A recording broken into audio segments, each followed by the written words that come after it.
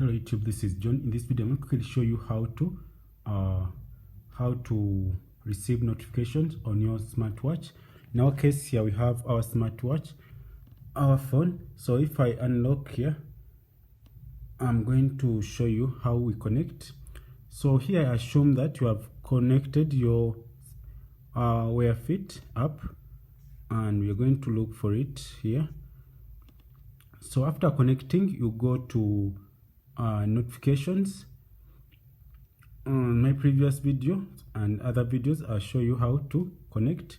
So right now here we have our phone connected, and we have our notification for Facebook, and this is how you activate it. And you have to make sure that the app is open like this in order to receive notifications.